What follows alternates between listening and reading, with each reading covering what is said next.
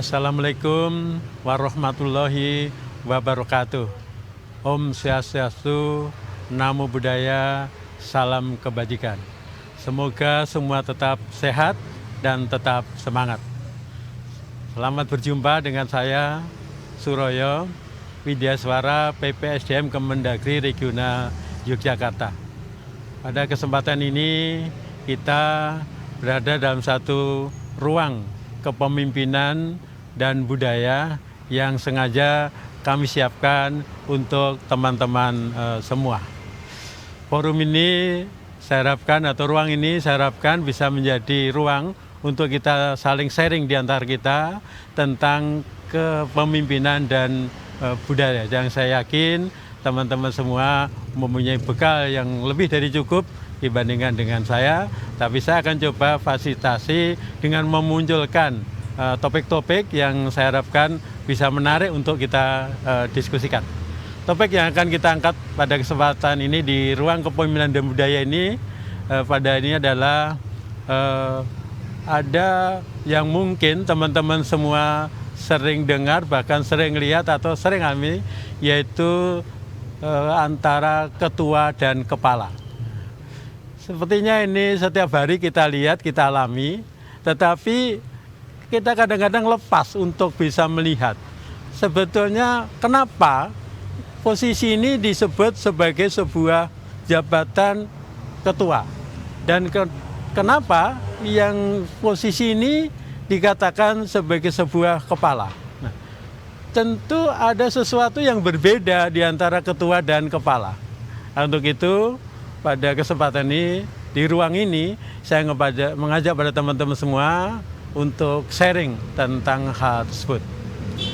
Akan saya mulai dengan tentang pendapat saya, dan mungkin nanti di lain kesempatan, di ruang yang berbeda, teman-teman bisa menanggapi tetap apa yang saya sampaikan pada kesempatan ini.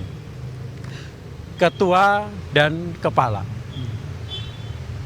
Secara umum, ini bisa dibedakan. Walaupun ada nanti hal-hal yang memang ada overlapping di antara keduanya. Yang pertama, posisi ketua secara umum itu posisi yang keberadaannya dipilih oleh anggota organisasi. Sedangkan kepala secara umum posisi yang jabatan itu diangkat dan ditetapkan oleh pejabat yang lebih tinggi dalam sebuah hierarki organisasi. Dari posisi ini akan mengakibatkan atau pada sesuatu yang harus berbeda yang dikerjakan oleh ketua dan kepala. Karena dia dipilih, maka fokus loyalitas dari seorang ketua itu adalah kepada anggota organisasi. Sedangkan kalau kepala yang diangkat dan ditetapkan oleh secara hierarki jabatan yang lebih tinggi, maka dia fokus loyalitasnya kepada pejabat yang mengangkatnya, yang secara hierarkis organisasi lebih tinggi. Ini ada sesuatu yang kewajaran dan mestinya ya seperti itu. Ini yang terjadi. Selanjutnya, apa yang dilakukan oleh mereka? Seorang ketua untuk dalam melaksanakan tugasnya, dia akan selalu berkomunikasi secara intensif. Dia akan selalu mengajak, dia akan selalu mengarahkan untuk bisa anggota organisasi yang dipimpinnya ini bisa mencapai sesuatu tujuan yang telah ditetapkan secara bersama. Sedangkan seorang kepala, dari dia ditetap itu, di dalam nanti dia melaksanakan tugasnya, yang dia kerjakan adalah dia akan memerintah. Jadi sifatnya dari atas ke bawah. Ini kalau posisi kepala. Nah, selanjutnya bagaimana dia mengerjakannya? Yang mengerjakannya, kalau seorang ketua, pasti dia secara maksimal harus mengembangkan motivasi, komunikasi, dan human relation. Sedangkan kalau seorang kepala, maka yang harus dia kerjakan, atau yang pastinya dia kerjakan adalah dia akan mempelajari hierarki organisasi, kemudian dia akan mempelajari aturan-aturan yang ada, dan kemudian dia akan memahami SOP-nya, dan kemudian dia selalu menjabarkan ini semua untuk disampaikan kepada anggota organisasinya. Seorang ketua akan melihat anggota organisasi ini sebagai pemilik organisasi. Sedangkan seorang kepala akan melihat anggota organisasi ini adalah sumber daya organisasi. Nah, ini sesuatu juga yang kemudian akan mendasar dan mengikuti pada langkah-langkah berikutnya. Teman-teman semua yang saya banggakan, cobalah kita lihat pada implementasi di lapangan. Kenapa ketua DPRD itu dikatakan sebagai ketua? Kenapa kemudian kepala dinas itu dikatai kepala? Nah, kepala dinas, ketua DPRD sesuatu yang sangat berbeda dalam nanti implementasinya dalam bekerja atau menjalankan tugas. Ketua DPRD keberadaannya dipilih oleh anggota. Maka di dalam nanti melaksanakan tugas, dia tidak akan bisa bermain dari atas ke bawah. Pasti selalu dia berkomunikasi secara efektif, menjalin hubungan sebaik-baiknya dengan anggota DPRD yang lain untuk membuat sebuah keputusan-keputusan yang keputusan itu kemudian bisa dimiliki secara bersama-sama. Sedangkan kalau kepala dinas, maka yang dia kerjakan harus mempelajari kebijakan dari bupati atau kebijakan dari kepala dinas. Nah, selanjutnya kebijakan ini dilakukan suatu pemahaman, lakukan suatu analisis dengan situasi yang ada di lapangan, dan selanjutnya seorang kepala akan memberikan perintah-perintah berdasarkan aturan-aturan yang ada, berdasarkan SOP yang ada kepada anggota organisasinya. Nah, ini tentu sesuatu yang kemudian akan sangat berbeda pada saat nanti hubungan vertikalnya. Teman-teman semua yang saya cintai dan saya banggakan. Mungkin ada hal lain yang kemudian membuat pertanyaan. Pak Suroyo, bupati, kepala desa, itu kan dipilih. Kenapa dia jabatannya namanya bukan ketua daerah, bukan ketua desa?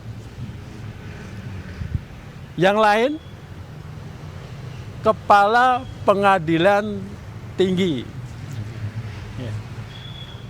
Kok bukan kepala jabatan, aneh menjadikan disebut kepala pengadilan tinggi, tapi ketua pengadilan tinggi, padahal dia tidak dipilih.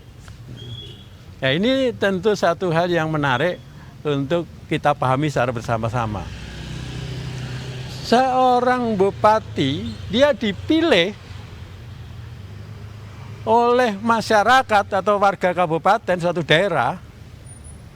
Lihat saja, fokus loyalitasnya dalam hubungan sehari-hari, pastinya dia mempunyai komitmen yang kuat untuk loyal kepada masyarakat atau warga yang memilihnya. Tetapi kenapa dia disebut sebagai kepala daerah? Karena dalam satu tatanan kenegaraan, sistem kenegaraan, sistem pemerintahan, seorang kepala daerah ini harus patuh kepada aturan kenegaraan atau pemerintahan yang lebih tinggi yang ada di atasnya. Dia tidak bisa mengambil keputusan hanya berdasarkan musyawarah dengan warga yang memilihnya. Maka dia disebut sebagai sebuah kepala daerah, bukan ketua daerah. Demikian juga kepala desa. Selanjutnya untuk ketua pengadilan. Kenapa tidak disebut sebagai kepala pengadilan? Padahal dia diangkat secara hierarkis oleh jabatan lebih tinggi. Kalau ini bisa kita pahami, teman-teman semua yang berbahagia, bagaimana seorang hakim itu membuat sebuah keputusan-keputusan di dalam dia menjalankan tugas. Sama sekali seorang hakim tidak terikat pada hierarki. Seorang hakim memutuskan berdasarkan keyakinannya secara mandiri. Maka seorang ketua pengadilan dia tidak bisa memerintah pada hakim. Yang dia kerjakan adalah selalu menjalankan komunikasi yang efektif, hubungan baik, motivasi dalam tugas, agar di dalam pelaksanaan tugas ini bisa terlaksana dengan sebaik-baiknya. Teman-teman semua yang saya cintai dan saya banggakan, perbedaan ini sebetulnya secara konsep teori ini memang nyata. Ketua itu di dalam konsep teori dikatakan sebagai seorang pemimpin. Sedangkan kalau kepala secara konsep teori dia katakan sebagai seorang manajer. Apa sih tugas seorang pemimpin itu? Apa yang dikerjakan oleh pemimpin itu dalam konsep teori?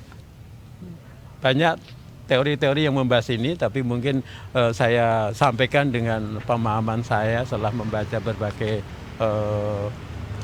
referensi, dan saya pernah mengikuti berbagai kegiatan diklat kepemimpinan. Pada prinsipnya, secara konsep teori, seorang pemimpin itu adalah mengajak orang lain untuk melakukan sesuatu tujuan tertentu, atau secara pribadi berarti dia, tapi dalam konteks organisasi selalu tujuan organisasi melalui satu komunikasi yang efektif sehingga anggota organisasi itu begitu bahagia mengikutinya. Jadi di sini ada sebuah proses komunikasi yang harus efektif. Kepemimpinan kemudian sering dikatakan sebuah kemampuan atau seni, seni itu kemampuan atau teknik untuk membuat orang mau melakukan apa yang dia inginkan itu dengan antusias untuk mengikutinya. Sedangkan kalau manajer, maka yang harus dia kerjakan adalah membuat sebuah analisis. Analisis yang pertama ada analisis kebijakan dari atas. Analisis yang kedua ada analisis situasi. Setelah itu kemudian membuat serangkaian proses, sejak proses perencanaan, pengorganisasian, pengaktualisasian, dan pengendalian melalui SOP yang ada juklak, ada juknis, dan yang lain-lain itu. Sehingga memang sesuatunya berbeda, hanya kemudian seorang ketua, seorang pemimpin memang seharusnya tetap mempunyai juga kemampuan seorang manajer. Sebaliknya, seorang manajer harus juga mempunyai kemampuan memimpin. Makanya, seorang pemimpin, kepala daerah, dia begitu dilantik maka dia ikut diklat manajerial. Nah, ini dalam konteks kita sebagai seorang aparatur negara. Nah, seorang kepala, seorang manajer, maka dia diharuskan untuk mengikuti diklat kepemimpinan. Maka diharapkan seorang pemimpin mempunyai kemampuan manajerial dan seorang manajer mempunyai kemampuan kepemimpinan, akan dicapai suatu target kinerja yang terbaik bagi organisasi. Mungkin sementara itu dulu, sampai jumpa di lain waktu. Wassalamualaikum warahmatullahi wabarakatuh.